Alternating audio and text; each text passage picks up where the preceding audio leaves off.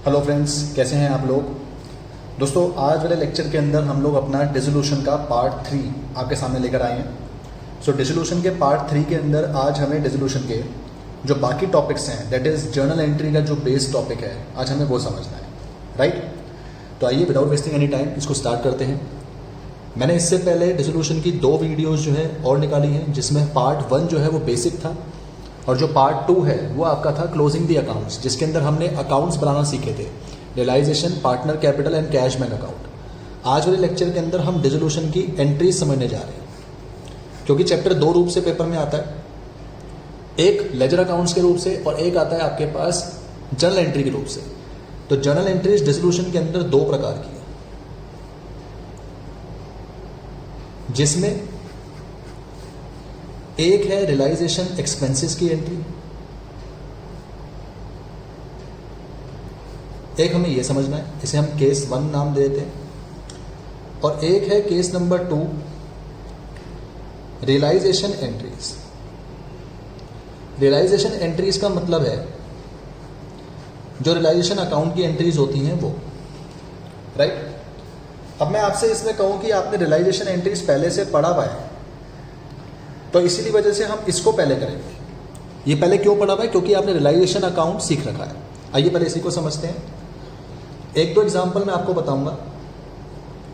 आपने बस मन में ये सोचना है कि रियलाइजेशन अकाउंट बनाते वक्त आप कैसे एंट्री पास करते थे, और उसी के बेस पे आपने एंट्री पास करनी है। जैसे मान लीजिए मैंने आपसे कहा स्टॉक रियलाइज्ड ₹40,000, तो आपने मन में सोचना है कि अगर आप रियलाइजेशन अकाउंट बनाते, स्टॉक रियलाइज होता, तो मैं यहां पे लिखता by cash bank 40,000, right. Entry हमेशा एंटी क्लॉकवाइज पास होती है, तो एंट्री आपकी इस केस में क्या बन जाएगी? Cash and bank account debited to realisation, क्योंकि पैसा आ रहा है। कितना पैसा आया? 40,000। ये एंट्री आपकी बन जाएगी।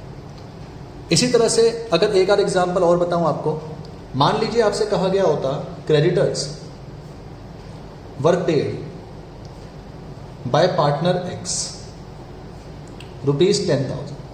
10,000 रुपये क्रेडिटर पे कर दिए किसने? पार्टनर एक्स ने। तो सोचिए अगर आप रियलाइजेशन अकाउंट बनाते तो यहां पे लिखते 2x कैपिटल, कितना लिखते? 10,000, क्योंकि जब भी कोई लायबिलिटी पे करते हैं डेबिट साइड में लिखते हैं, क्योंकि पार्टनर ने पे करी, पार्टनर का नाम आएगा, यानी एंट्री बन जाएगी realisation to X capital 10,000, right. X capital credit इसलिए हो रहा है क्योंकि एक्स ने फर्म की लायबिलिटी पे करी है, तो हमें एक्स को कंपनसेट करना पड़ेगा उसको क्रेडिट करके, यानी उसको हमें कुछ पैसा देना पड़ेगा। और रियलाइजेशन डेबिट इसलिए हो रहा है बिकॉज आप पेमेंट कर रहे हो, राइट। इसी तरह से मान लीजिए अगर आपकी कोई एंट्री आती इस तरह से, कहता building of ₹50,000 taken over by Y book value ₹10,000। Book value का मतलब होता है जो बैलेंस शीट के अंदर आपको बिल्डिंग दी गई है।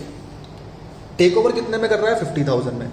तो अंदर वाली वैल्यू का हमारे लिए कुछ काम नहीं है। आप सोचिए अगर आप रियलाइजेशन बनाते, वाई लेके जा रहा है, यहां लिखते वाइस कैपिटल, कितने में लेके जा रहा है? 50, तो 50,000 लिखते, एंट्री बन जाएगी Y's capital account debited to realisation, कितने पे? 50,000। इस तरह से आपने एंट्री पास करनी है रियलाइजेशन की। एक दो एडवांस एग्जांपल और बताता हूं, वो भी देखिए।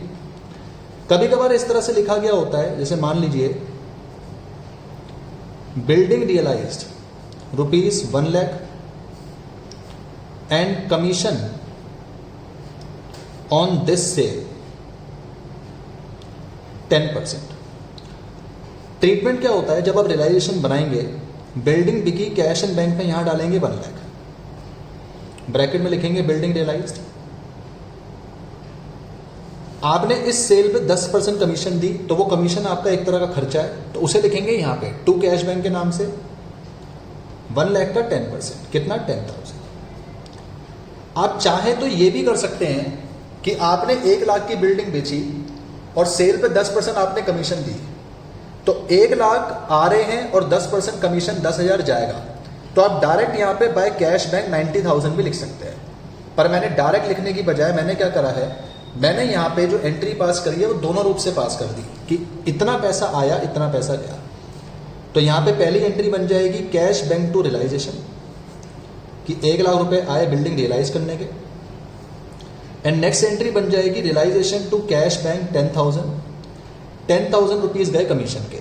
अदरवाइज आप इनकी एक ही कंबाइन एंट्री भी पास कर सकते हो, वो है cash bank to realisation 90,000 rupees, कि 1 लाख आ रहे हैं, 10 जा रहे हैं, तो आप अल्टीमेटली यहीं पे कैश बैंक 90,000 लिख सकते थे, राइट। मेरे कुछ स्टूडेंट्स यहाँ पे डाउट पूछते हैं कि सर जैसे आपने कहा बिल्डिंग रियलाइज हुई, तो रियलाइजेशन में यहाँ पे बिल्डिंग ट्रांसफर नहीं करेंगे क्या, या कोई लायबिलिटी की बात हो रही है जैसे क्रेडिटर, तो यहाँ क्रेडिटर नहीं डालेंगे। देखिए दोस्तों, होता क्या है, रियलाइजेशन में एसेट ट्रांसफर करना या लायबिलिटी ट्रांसफर करना, हम ऐसा मान के चलते हैं कि इनकी एंट्री पहले से हो चुकी है, इसलिए इस पार्ट की हम कोई एंट्री पास नहीं करते।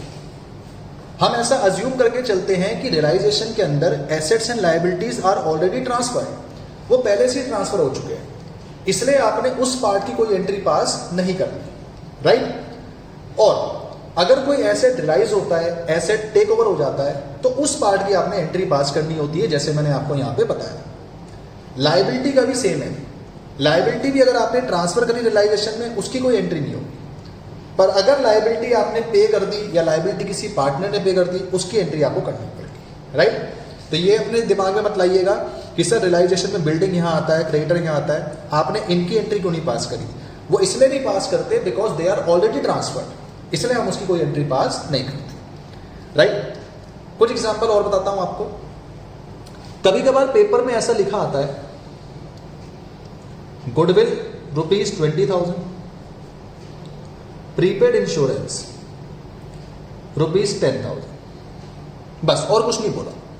तो आप सोचिए दोनों क्या है, आपके एसेट्स हैं, और एसेट्स को हम क्या करते हैं रियलाइजेशन में यहां पे ट्रांसफर करते हैं to goodwill to prepaid insurance, 20,000 10,000।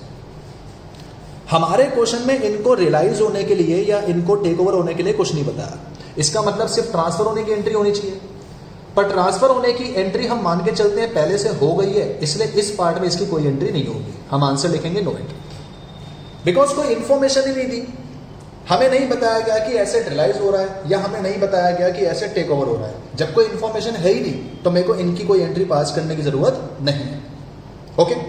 और देखिए, कभी कभार आपको दे दिया जाएगा ऐसे, डेटर्स 1 लाख रुपीज है, प्रोविजन है, प्रोविजन ऑन डेटर्स ₹10,000, एंड कहता है बैड डेट्स अमाउंटेड टू ₹5,000। आराम से मेरी बात को समझिएगा दोस्तों, ये इंपॉर्टेंट पार्ट है। देखिए होता क्या है, अगर मैं रियलाइजेशन बनाऊं तो मैंने आपको बताया था कि डेटर को डालते हैं यहां पे एसेट्स की तरह 1 लाख, और डेटर पे जो प्रोविजन बना है, प्रोविजन हम डालेंगे यहां पे 10,000, ओके। अब आपसे कह रहा है बेड डेट हो गए 5,000 के। आप मुझे ये बताइए कि दोस्तों आपको 5,000 के बेड डेट्स हो गए हैं, ये आपको पता कैसे चलेगा।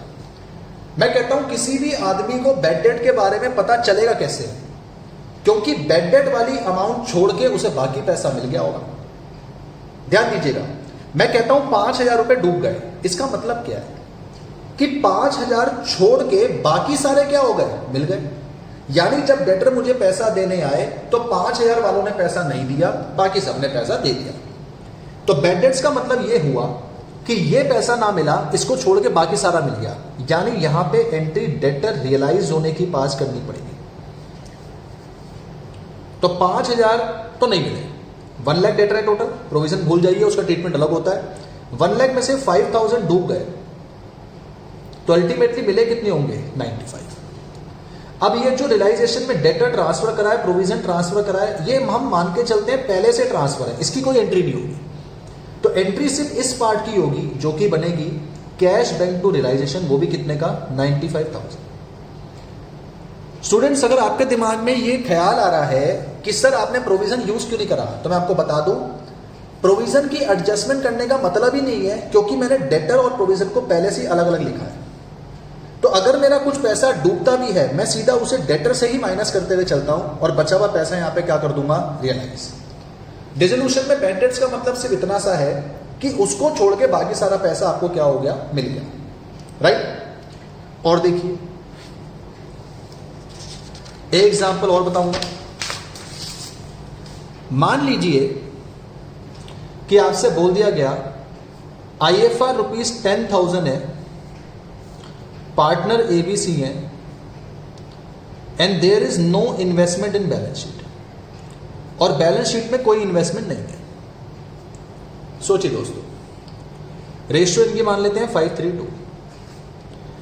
आपने पढ़ा था कि रियलाइजेशन में हम अगर इन्वेस्टमेंट होती तो यहां पे डालते, और क्योंकि इन्वेस्टमेंट यहां आएगा तो उसका IFR यहां आ जाएगा, बिकॉज एसेट लायबिलिटी पे बनने वाले रिजर्व्स या प्रोविजन वहीं जाते हैं जहां पे एसेट लायबिलिटी जाते हैं। अब हमारे क्वेश्चन में इन्वेस्टमेंट तो है नहीं, तो IFR भी यहां नहीं आ सकता। इसका मतलब IFR पार्टनर कैपिटल में जाके डिस्ट्रीब्यूट हो जाएगा। ABC में रेशियो 5:3:2 है तो बढ़ के आएगा 5, 3 और 2। एंट्री एंटी क्लॉकवाइज पास होती है तो एंट्री बन जाएगी IFR account debited to A's capital, to B's capital, to C's capital. ये एंट्री आपकी पास हो जाएगी। 10,000 को आपने बांट दिया 5,000, 3,000 और 2,000। ओके, इसका मतलब कि अगर रियलाइजेशन की एंट्रीज आती है तो आपने इस तरह से पास करनी है। और देखिए कभी कभार आपको बोल दिया जाता है, जैसे मान लीजिए क्रेडिटर्स हैं 40,000, कहता है half of the creditors accepted plant machinery of rupees 18,000 in full settlement. बस, तो सोचिए अगर मैं रियलाइजेशन बनाता हूं, मैं यहां पे अपने क्रेडिटर डालूंगा कितने के, 40,000। 40,000 के क्रेडिटर हैं जिसमें बोल रहा है हाफ, हाफ मतलब कितने हो गए, 20 वाले क्रेडिटर 18 की प्लांट मशीनरी ले गए, फुल सेटल हो गया। मैंने आपको यह बात बताई थी कि जब कोई लायबिलिटी कोई एसेट ले जाए तो इतने पार्ट की कोई एंट्री पास नहीं करते, तो इसकी तो नो एंट्री होगी। लेकिन अगर 40 में से 20 हाफ चला गया तो बचा कितना, बचा हुआ 20 हाफ, और लायबिलिटी कंपल्सरी टू पे है तो इसको मुझे पे करना पड़ेगा। तो मैं कैश बैंक में यहां पे आके लिखूंगा 20,000 जो पे कर दिया। एंट्री बन जाएगी रियलाइजेशन टू कैश बैंक 20,000। इसकी एंट्री मुझे पास करते हुए चलनी। ओके, सो रियलाइजेशन एंट्रीज जब भी आती हैं आपने बस मन में यह सोचना है कि रियलाइजेशन अकाउंट बनाते वक्त हमें एंट्री कहां पोस्ट करनी है। जहां पे आप एंट्री पोस्ट करेंगे उसके हिसाब से आप अपनी एंट्री पास कर दीजिए। ध्यान रखिएगा कि रियलाइजेशन में एसेट लायबिलिटी ट्रांसफर करने की कोई एंट्री नहीं होती। Okay, coming towards case number 1, जिसमें हमें समझना है कि रियलाइजेशन एक्सपेंसेस की क्या एंट्री होती है। आइए उसको समझते हैं। देखिए केस नंबर 1 की तरफ बढ़ेंगे। Entries for realisation expenses.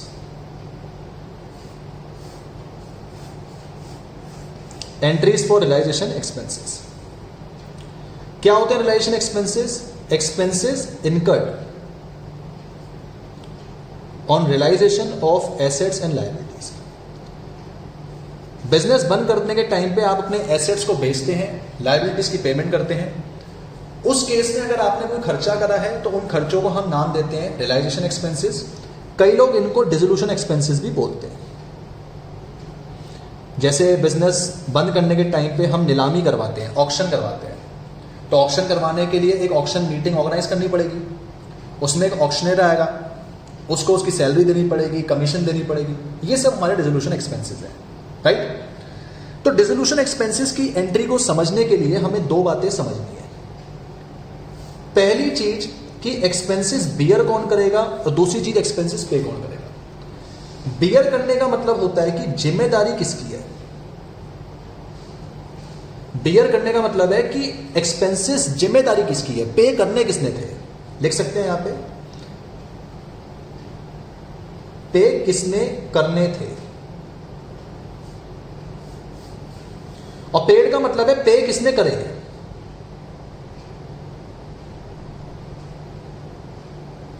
पे किसने करे, जिम्मेदारी किसकी थी, पे किसने करे, राइट। तो कुछ फंडे समझेंगे यहां पे।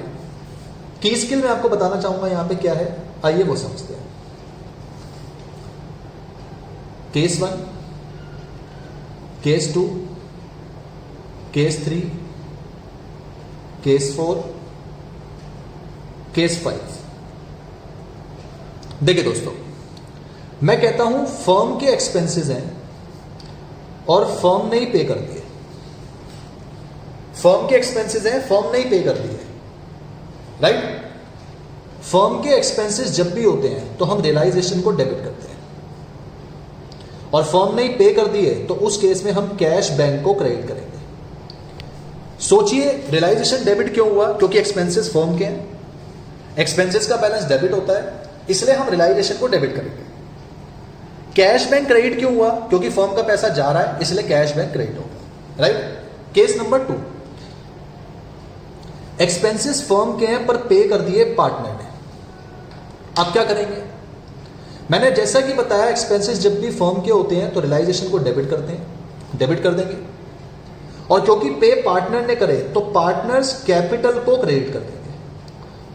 आप खुद सोचिए, पार्टनर हमारे खर्चे पे कर रहा है तो हमारा भी तो फर्ज बनता है कि पार्टनर को उसके खर्चों का कंपनसेशन उसको मिल जाए, और पार्टनर को जब भी कुछ देना होता है तो हम पार्टनर कैपिटल को क्या करते हैं? क्रेडिट, इसलिए क्रेडिट कर दिया। तीसरा, मान लीजिए ऐसा होता कि पार्टनर के खर्चे हैं और पार्टनर ही पे कर दे। पार्टनर के खर्चे पार्टनर ने पे कर दिए। अगर पार्टनर के खर्चे होते हैं तो हम पार्टनर्स कैपिटल को डेबिट करते हैं, क्योंकि जिम्मेदारी उसकी है तो पार्टनर की कैपिटल से काट लेना चाहिए। पार्टनर ही पे कर दे तो उसको कंपनसेशन मिलना चाहिए, इसलिए पार्टनर कैपिटल क्रेडिट कर देंगे। मान लीजिए ऐसा होता है कि पार्टनर के खर्चे हैं और पे कर दिए फर्म ने।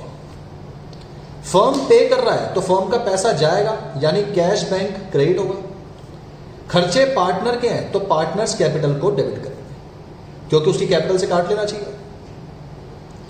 मान लीजिए ऐसा हो कि पार्टनर एक्स के खर्चे हैं और पार्टनर वाई ने पे कर दिए। एक्स के खर्चे हैं तो एक्स की कैपिटल से काटना चाहिए, उसको डेबिट कर देंगे। वाई की कैपिटल में देना चाहिए, उसको क्रेडिट कर देंगे। दिस इज माई की स्किल। आपने अपने माइंड में सिर्फ इतनी ही बात याद रखनी है कि की स्किल क्या है। एक चीज याद रखनी है, बियर कौन कर रहा है, एक चीज याद रखनी है, पे कौन कर रहा है। बियर का मतलब है किसने खर्चे पे करने थे, पे का मतलब है किसने पे करे। तो पहला केस समझते हैं।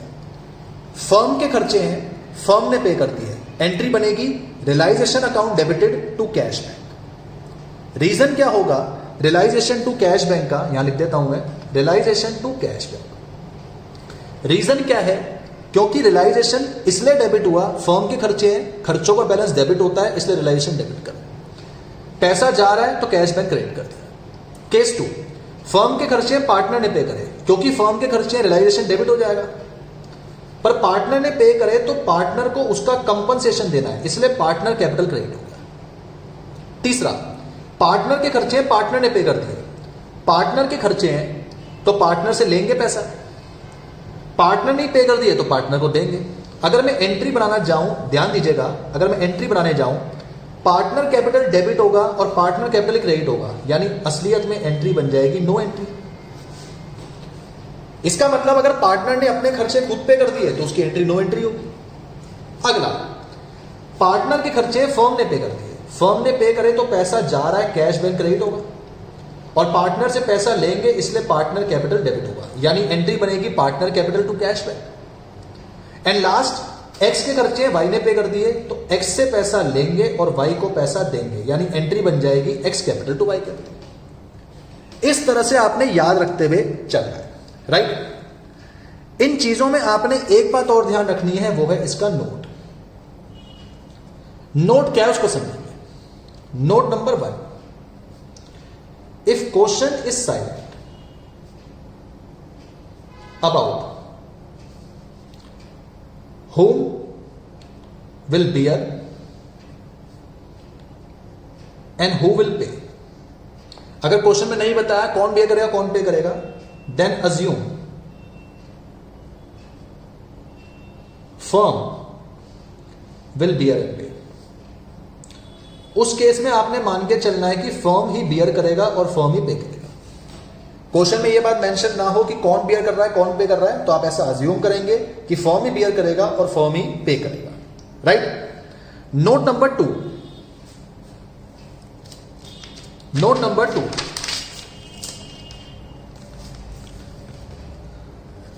if any remuneration is paid to a partner,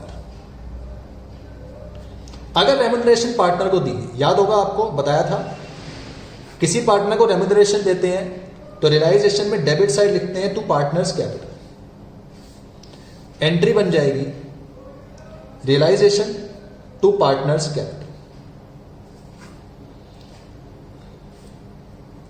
Note number 3, if in question remuneration is paid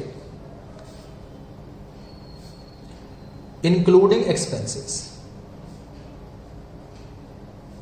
remuneration is paid including expenses, अगर आपके क्वेश्चन में कभी ये वर्ड इंक्लूडिंग एक्सपेंसेस लिखा आता है तो इसका मतलब होता है कि बियर भी पार्टनर करेगा और पे भी पार्टनर करेगा।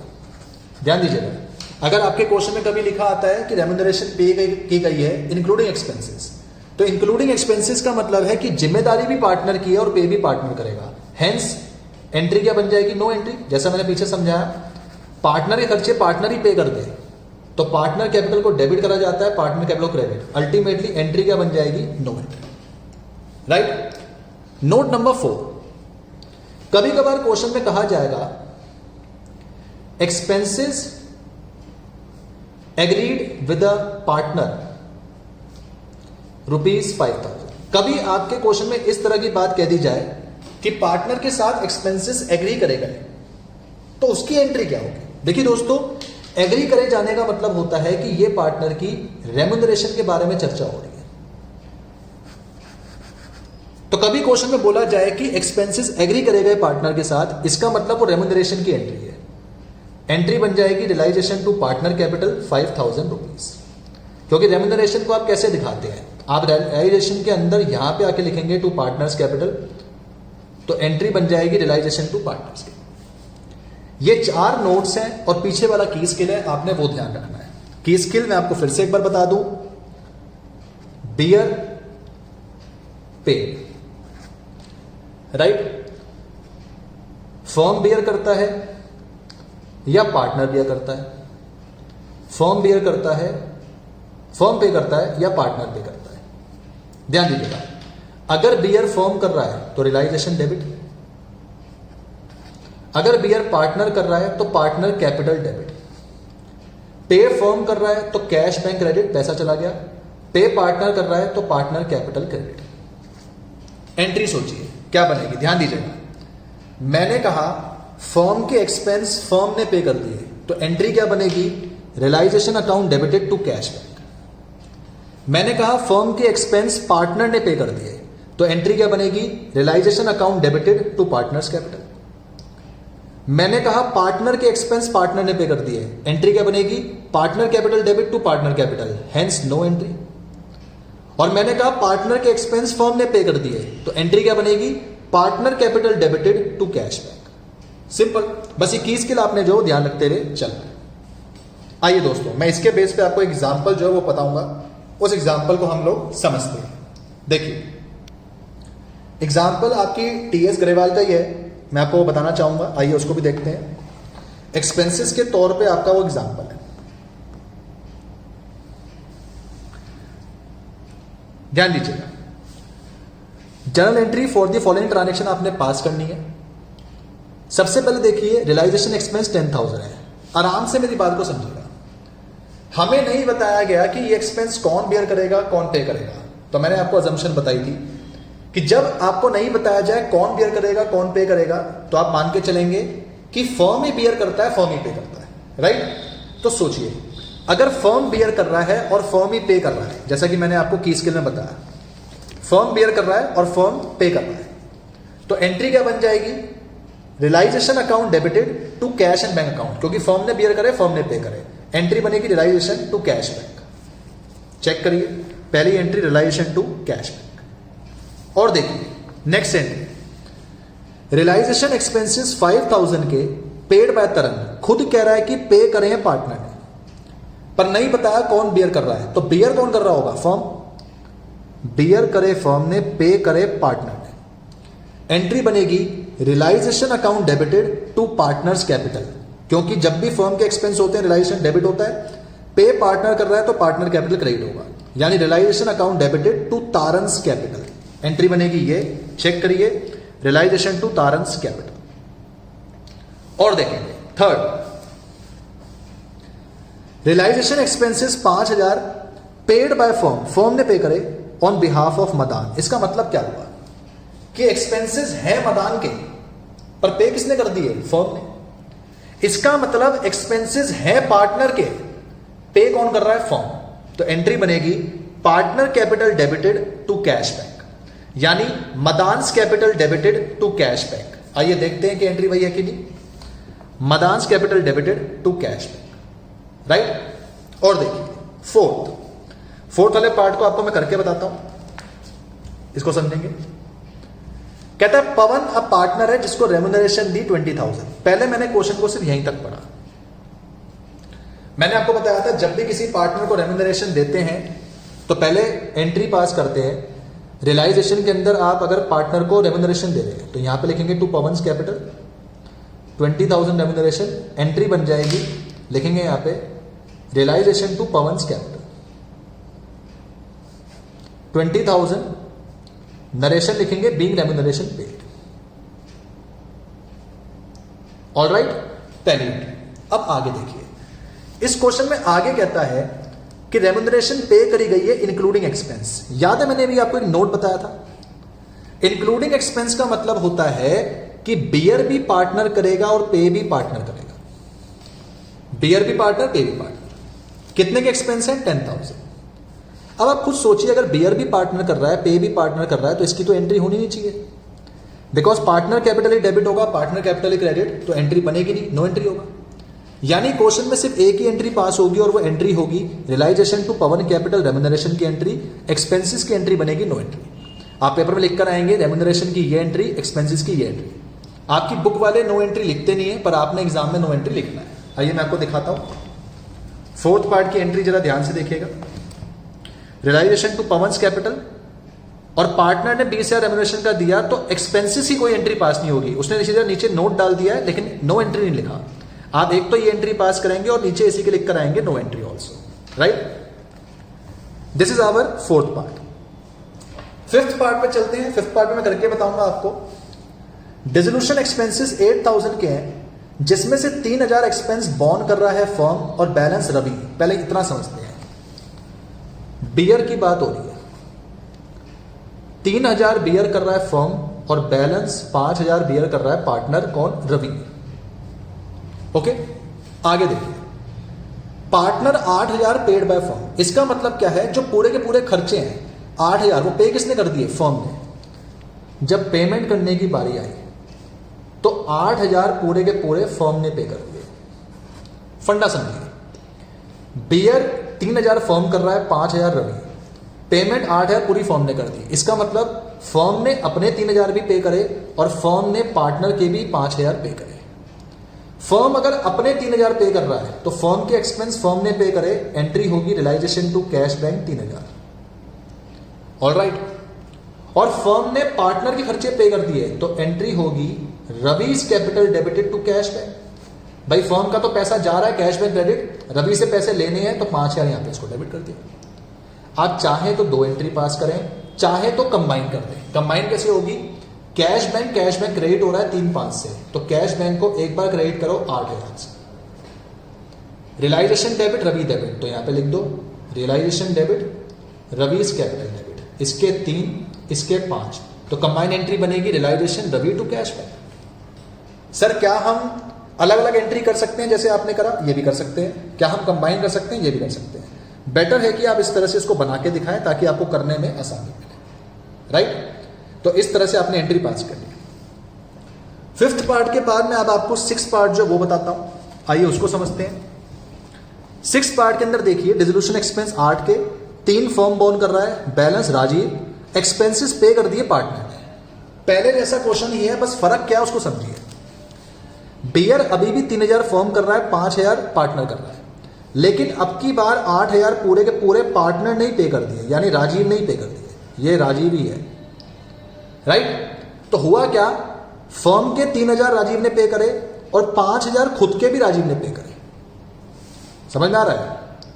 बियर 3000 फर्म कर रहा है, 5000 राजीव, पेमेंट 8000 पूरी राजीव ने कर दी।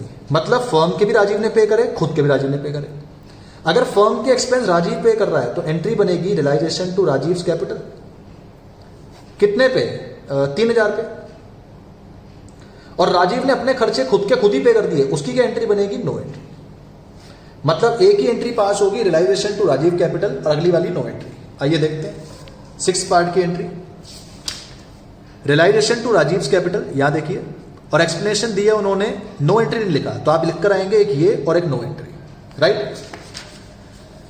Realisation expense 5000 borne and paid by Karan. Borne भी और पेड भी करण ने कर दिए, खुद के एक्सपेंस खुद पे कर रहा है, तो एंट्री क्या बन जाएगी? No entry. आइए देखिए नो एंट्री। और देखिए मनोज पार्टनर है जो डिसोल्यूशन का काम संभाल रहा है, उसको रेम्यूनरेशन देनी है 10,000। जब भी रेम्यूनरेशन देनी होती है याद करो, रियलाइजेशन में यहां डेबिट में लिखते हैं, एंट्री बन जाएगी realisation to Manoj capital, right. तो एंट्री यहां पे चेक करिए, realisation to Manoj capital. Rahul दिखा दो, रियलाइजेशन टू मनोज कैपिटल। और देव पार्टनर है जिसको रेम्यूनरेशन दी 15,000। पहले इतने पार्ट की एंट्री समझते हैं। अगर आप देव को रेम्यूनरेशन दे रहे हैं, आप मुझे बताइए क्या एंट्री पास करेंगे? Realisation to Dev's capital. Reason, क्योंकि रेम्यूनरेशन देने की एंट्री ये, कितने की रेम्यूनरेशन दी है हमने? 15,000, तो 15,000 की एंट्री ये पास हो जाएगी। इसके अलावा आगे देखिए, realisation expenses 8000 paid by firm. दोस्तों मेरी बात को ध्यान से सुनिएगा, इन्होंने बोला है एक्सपेंसेस पेड बाय फर्म है, लेकिन ये नहीं बताया कि बियर कौन कर रहा है। तो मेरा दिमाग क्या कहेगा कि यार बियर भी किसको मान के चलना है कि फर्म ही कर रहा हो, क्योंकि जब कुछ मेंशन ना हो तो फर्म ही बियर करता है, फर्म ही पे करता है। मतलब एंट्री आपकी बन जाएगी, फर्म के एक्सपेंस फर्म ने पे करे, तो एंट्री बन जाएगी रियलाइजेशन टू कैश बैंक। मतलब जो 8000 के एक्सपेंस है उसकी एंट्री बनेगी रियलाइजेशन टू कैश बैंक। तो 2 एंट्री आपकी बनी, एक एंट्री आपकी बनी रेम्यूनरेशन की, एक एंट्री बनी इसकी। आप चाहें तो इन दोनों एंट्री को कंबाइन कर सकते हैं या फिर अलग अलग दिखा सकते हैं। मैं सजेस्ट करूंगा अलग अलग ही दिखाएं, क्योंकि ये एंट्री रेम्यूनरेशन की है और ये एंट्री एक्सपेंस की है, पर्पस अलग है। ये रेम्यूनरेशन की एंट्री, ये एक्सपेंस की एंट्री, तो अलग अलग दिखाने में ही फायदा है, राइट। आइए इसका मैं आंसर आपको दिखाता हूं, बुक में भी ऐसे ही दिखाया गया। Realisation to Manoj capital remuneration, realisation to अपने पास realisation to Dev capital remuneration, realisation to cash bank expenses. ये रेम्यूनरेशन की एंट्री, एक्सपेंसेस की। बच्चे मेरे से कंटिन्यूअसली डाउट पूछते हैं कि सर आप इन दोनों को कंबाइन क्यों नहीं कर रहे? कंबाइन इसलिए नहीं कर रहा क्योंकि ये दोनों एंट्री एक्सपेंस की नहीं है, एक एक्सपेंस की एक रेम्यूनरेशन की है, बात अलग हो गई, इसलिए मेरे को इनको अलग अलग दिखाने में ही फायदा है, राइट। लास्ट रियलाइजेशन एक्सपेंस 5000 बॉन्ड करने हैं पवित्र ने, पे कर दिए आपके पास जो है किसने? हितेश ने। पवित्र के एक्सपेंस हितेश ने पे कर दिए, पवित्र के एक्सपेंस हितेश पे कर रहा है, तो पवित्र से पैसा लेना है, पी को डेबिट करेंगे, और हितेश को पैसा देना है तो एच को क्रेडिट करेंगे, यानी एंट्री बन जाएगी पी टू एच। आइए चेक करिए, P's capital debit to H capital, इस तरह से। ओके, तो ये है दोस्तों अपने एक्सपेंसेस की एंट्रीज, आपने इनको इस तरह से पास करना है। आज वाले लेक्चर के अंदर मैंने डिसोल्यूशन की सिर्फ एंट्रीज जो है आपके साथ वो डिस्क्लोज करी है, जिसमें एंट्री आपने पढ़ी एक रियलाइजेशन के बेस पे, एक एक्सपेंसेस के बेस पे। उम्मीद करता हूं कि आपको टॉपिक समझ में आया होगा। टॉपिक समझ में आया है तो वीडियो को लाइक करिए, चैनल को शेयर और सब्सक्राइब करिए। कोई डाउट्स हैं तो आप नीचे कमेंट बॉक्स में जाके डाउट पूछ के चल सकते हैं। जल्दी मिलेंगे अपनी नेक्स्ट वीडियो के अंदर। टिल देन अपना ख्याल रखिए, मुस्कुराते रहिए, टेक केयर, बाय बाय।